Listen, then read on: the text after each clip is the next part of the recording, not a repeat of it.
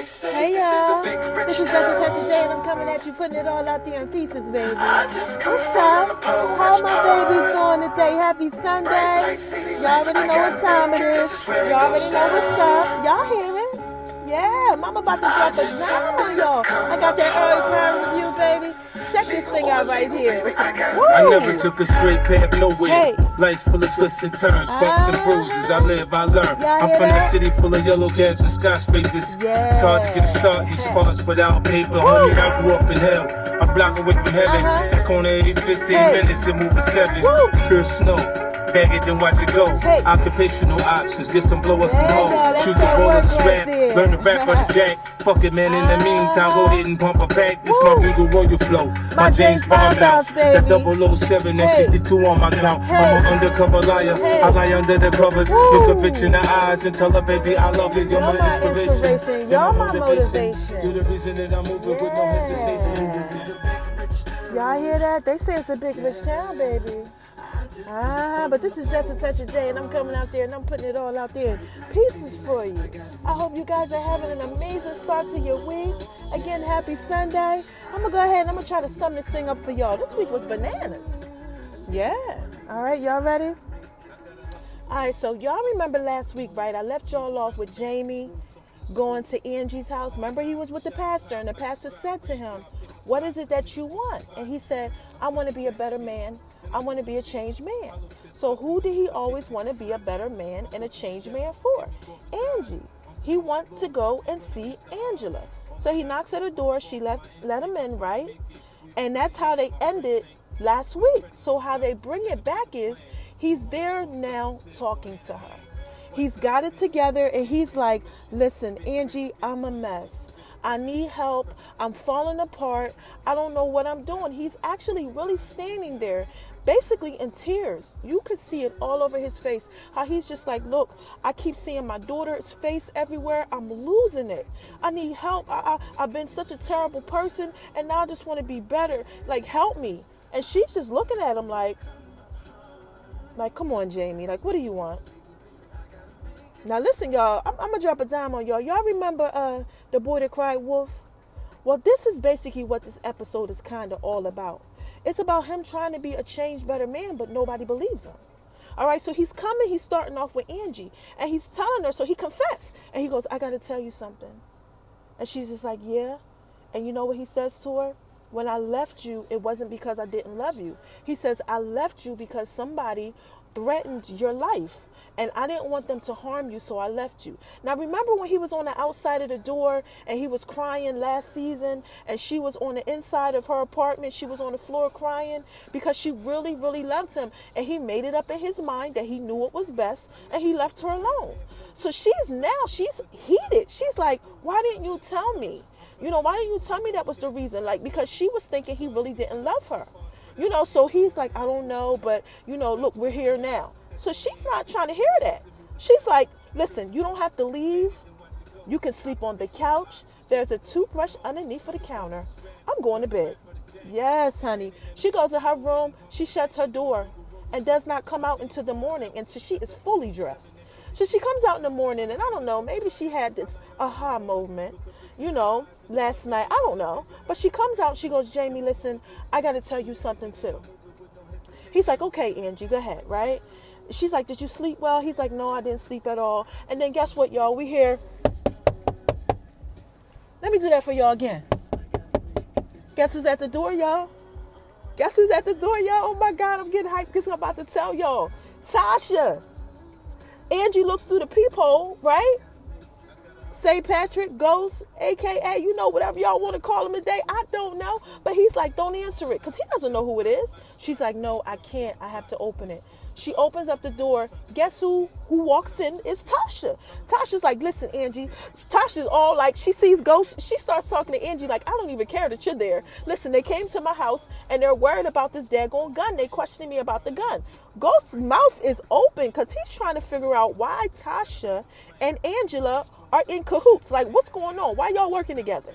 And Angie's like looking at him and she's looking at Tasha and she's trying to tell Tasha is not what it looks like. Tasha's like, I don't care. They came to my house and they questioning me about my son with this gun thing. Ghost is like, what's going on between you guys?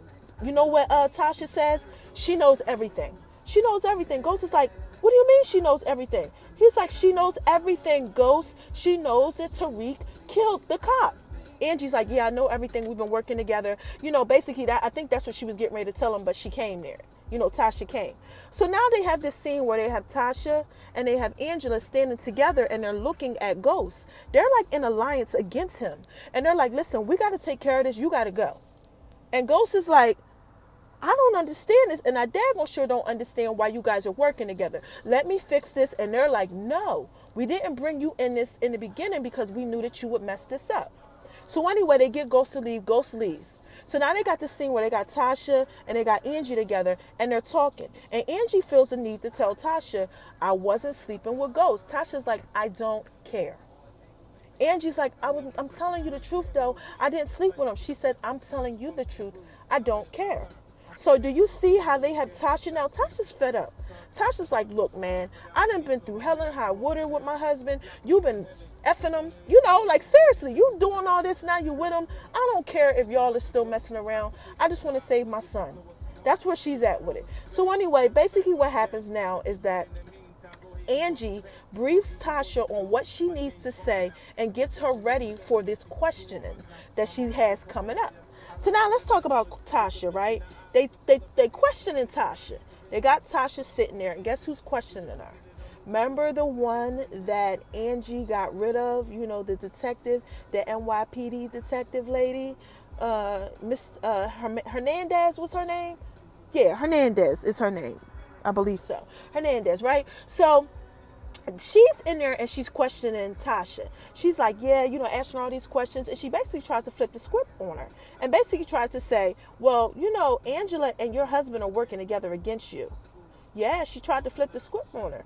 And what happened is that Tasha almost believed it. You could see it in her face, like, what? Because she started giving out some details. I'm not going to tell you all the details she was giving out, but she was giving out some heavy ulterior motives, all right? And Tasha was just sitting there like, I wonder if this is for real or not. But she stuck to her guns because, you know, Tasha, she reps what she's supposed to rep. And Tasha was like, my husband didn't kill anybody, which he really didn't.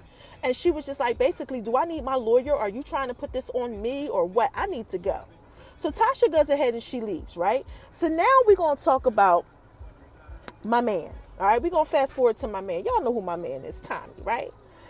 Tommy's been off the hook, right? Tommy has been so caught up with his father. He just keeps on thinking that his father is this savior and this wonderful person. He's like a kid in a candy store. You know, he finally got a dad now, right? So he's with his dad in the car and they chilling, right? He goes ahead. He's like, Dad, I need you to be my lookout for me. You know, watch out. You know, make sure nobody comes. If they do, call me. What Tommy is doing is Tommy got that piece from Angie. Remember the tracker last week? He's sticking it underneath Dre's car. Yes, because Tommy is done with dealing with Ghost and 50 and trying to figure out what's going on. Remember last week or the week before last, he said, I'm going to figure it out myself. I'm going to find out what's going on. So that's what he's doing. And y'all know he's working with Angela to figure out what's going on. So anyway, to make a long story short, we're going to wrap this little part up right here with nothing happens. He just sticks it underneath the car. And then all of a sudden now he's talking with his dad. They back at the house. They back at the house. Him and his dad is talking. His dad's like, listen, Tommy, what's going on with you? You okay? Tommy's like, man, look, no, I got a lot of stuff going on. Teresi is like, do you need my help? Guess what we hear? Another knock at the door. Guess who's at the door now? They brought my man Ghost back. Ghost comes in like, Tommy, I need to talk to you. He's all hyped, like, I got to talk to you. Listen, Teresi's there. Tommy's there. Tommy's like, okay, go ahead, talk to me. He's like, no, I need to talk to you in private. Tommy's like, no, whatever you need to say, you can say it in front of Teresi, my father. You know, Tommy's off the hook. Tommy is so lost, y'all. He don't know what's going on. Jamie is looking at him, which is Ghost. Ghost looking at him like, I'm not saying anything in front of this nigga. He's like, whatever you got to say, you got to say it in front of him. So Ghost is like, man, look, whatever. Because he's trying to be a changed person. So he's like, look, I can't clean money anymore. These people are behind me. I'm being audited. I don't know what's going on, but I can't clean your money through the club. Tommy's mad because Tommy's like, no, now you're trying to be a goody two-shoe. Now you can't help me. That's how Tommy's looking at it, right? Tommy's dad is like, basically, he jumps in. He's like, you know, he can't clean the money, you know, through the club because if he's being audited, that can't happen, right? So Ghost is like, look, I don't need your help, Teresi. Okay, so Teresi gets mad. Teresi's like, look, you know what? I'm gonna go ahead and I'm gonna leave. I'm gonna go see my wife. I'm gonna go ahead and I'm gonna get out of here, right? As he's leaving, he's actually listening to what they're saying, because he's off the hook. So guess where he goes at, y'all? Talking about he gonna go see his wife. He goes see the feds. He goes to the feds. He's like, basically, y'all, what are y'all doing? Why y'all all didn't go? I know you got something to do with it. Why y'all messing with Ghosts? You know what the feds tell him? Man, we don't care what's going on with you with all of this right here. We want this evidence. You're supposed to be bringing us Ghosts. You're supposed to be bringing us Tommy. Like, what's going on? And Teresi is trying to let them know, like, look, I will get killed. They will kill me if they find out that I'm snitching. They tell him they don't care. Yeah. So now the feds are basically like, we could care less. We just want our information. So what Teresi does is Teresi goes to his friend, his best friend. Y'all know who his best friend is. He goes to him and he's like, look, we got to find a way for Tommy to clean money. So the best friend's like, basically, okay, I'll help you out, right? And Teresi's like, we're going to turn Tommy over to the feds with Ghost just as soon as we get everything straight. So now they working against Tommy too, man. I keep trying to tell y'all, there's some foul people up in this thing right here. This is Just a Touch of J. I'm coming at you. All I'm trying to do is put it all out there in pieces. But we got a lot of foulness going on. A lot of foulness going on, right?